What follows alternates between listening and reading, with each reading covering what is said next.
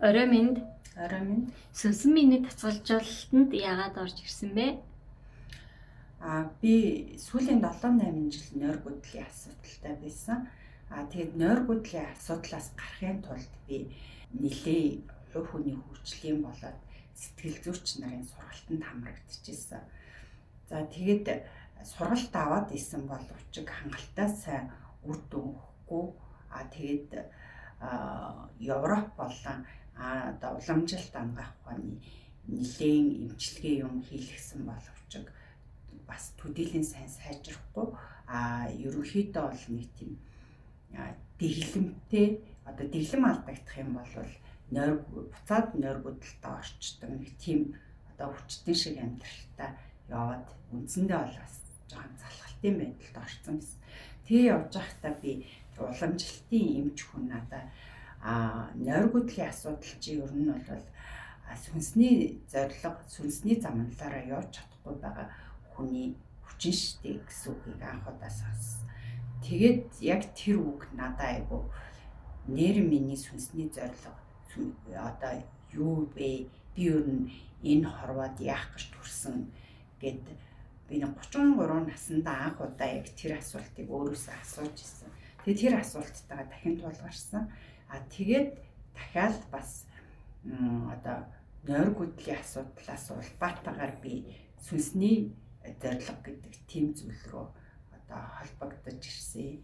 Тэгээд сүнсний зорилгоо үндсэндээ олохын тулд надад бол нэг тийм 2-3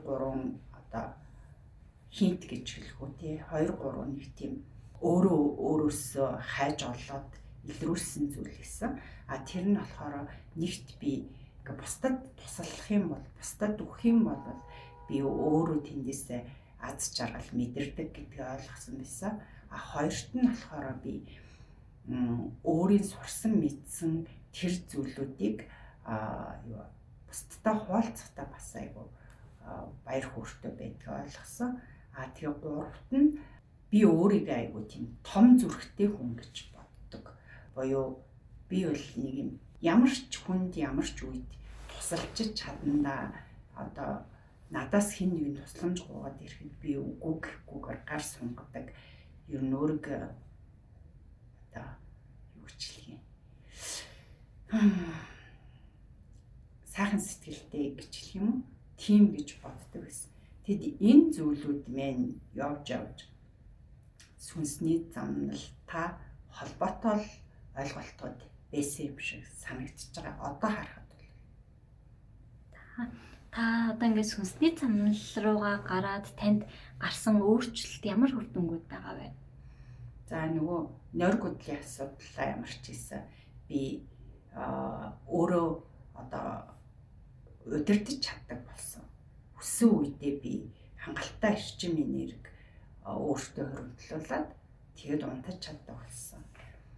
Тэгээд дээр нь ерөнхийдөө бол ийм эрчим энергийн тухай ойлголт минь шин төвшөнд хүрсэн.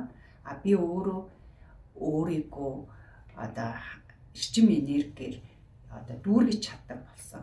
Бид нар ингээд төрөхдөө бол бүрэн бүтэн төрдөг.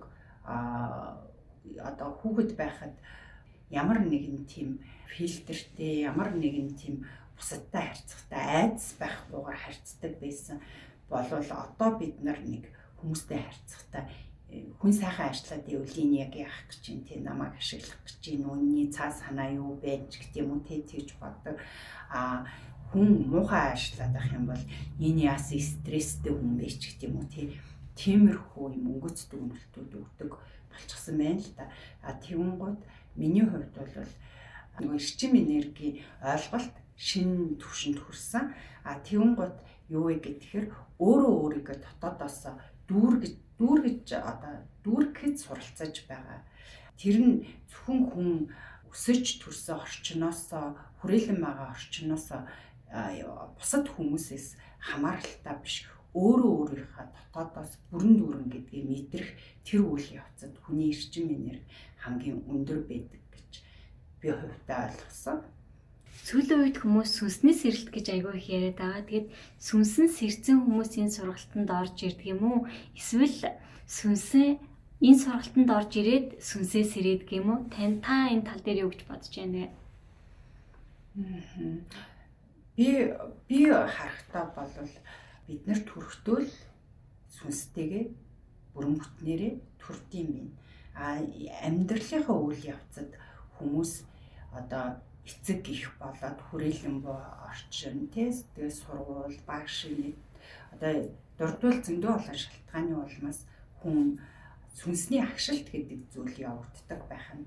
Тэгээ хүн сүнсний агшилттай байх үедээ хүн яадаг вэ гэхээр айдас төгшөөртэй, бусдыг хардамхаас эрдэмхий тэ өөртөө итгэх итгэлгүй тийм нөхцөл байдал. Тэрчим энергийн хувьд маш тийм доогуур одоо тавтамжтай эрчим энергитэй ч гэдэг юм уу тийм болдог байна.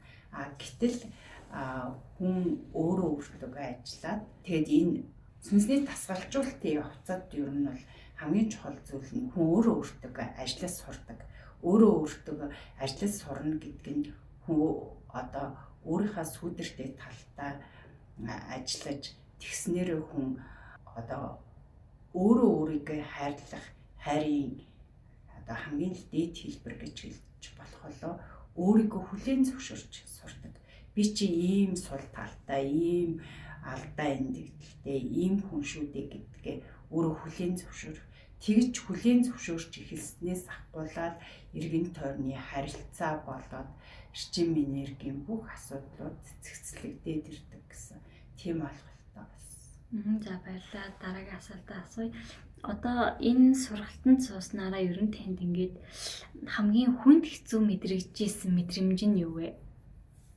Сургалтын явцад бол эхний үед бол нэлээд хүнд байсан. Тэр нь юу гэхээр эхний үед угаасаа нөгөө бид нар чинь мэдрэмж гэдэг зүйлээч учрыг нь олохоо болцсон байгаа байхгүй юу? Амьдралынхаа явцад одоо мэдрэмжэд мэдрэмжийн дарагдчихсан. Тийм учраас мэдрэмж гэдэг зүйлээ сэтгэл хөдлөл гэдэг зүйлээ ер нь ялгаж ч мэдэхгүй тийм байдал руу орсон байсан. Тэгээд одоо яг юу мэдэрч ийн гэл тэгэхээр яг юу мэдрэх ёстой юм болоо гэж анхандаа нэлээ эргэлзээтэй. За тэгээд нөгөө одоо сургалтын явцад харьцангуйгаар ингээд мэдрэмж арай дээшлээд тэгээд ирсэн боловч өөрөө өөртөө итгэл гэдэг зүйл бас айгүй чухал байсан. Тэгэхээр би өөртөө итгэж чадахгүй одоо мэдрэмжээ ч ялгаж чадахгүй тий өөрөө өөртөө ч итгэж чадахгүй ерөнхийдөө нэг тийм дутуугийн мэдрэмжтэй хүн харахад болвол айгүй сүрхий одоо боломжийн амьдралтай хүний нүдэнд одоо энэ нөгөө нэг нийгмийн одоо хэрэгцээ шаардлагын дагуу дүгнэх юм бол хүний нүдэнд айгүй боломжийн амьдралтай тийм хүн яваад байсан боловч яг дотоод ертөнцид болохоор тийм дутуугийн мэдрэмжтэй өөрөө өөрийгөө бүтэн дүүрэн гэдгийг мэдэрч чадахгүй тийм явж исэн гэдгээ энэ сургалтанд орсноор илүү тодорхойлсон. За баярлалаа. Таны ер нь цаашдын сүнсний зорилго нь юу байгаа вэ? Би одоо яг ингээд өөршгөө за нойрны асуудалтай магадгүй тийм дутуугийн мэдрэмжтэй тий одоо бас л ингээд миний өрөөсөн одоо ингээд сургалтын хооронд яваал өөрийгөө хайж байгаа тийм улсуудад туслах юмсан гэсэн тийм зорилго байгаа. Энд сурч мэдсэн тэр зүйлээрээ тэр хүмүүс нэг ч гэсэн хүний амьдралд бас асуудалтайгаа нүүр тулж өөрөө тэр асуудлаа шийдэхэд нь хөтөж болж өгөх юмсан гэсэн тийм бодолтой байна. Тэгвэл энэ сүнсний тасгалжуулалт хийснээр ингээд ерөнхийдөө хамгийн аз жаргалтай мөчүүдээсээ та хаваалцвал миний хувьд хамгийн тийм сүнсний тасгалжуулалтанд явж байхдаа мэдэрсэн хамгийн гоё мэдрэмж бол өөрийгөө бүтэн дүүрнээр мэдрэх байсан. Тэр бүтэн дүүрнээр мэдрэх тэр үйл явц нь өөрөө өөрийгөө эрчим энергийн хувьд би дүүрж ийн нэг л тийм одоо үйл явц миний дотоодод явагдаад эрчмийн урсгал урсаад ийн гэдэг тэрийг мэдэрсэн яг тэр үед л хамгийн одоо баяр хөөртэй хамгийн тийм огшмоор тийм мэдрэмжийг авчихсан да.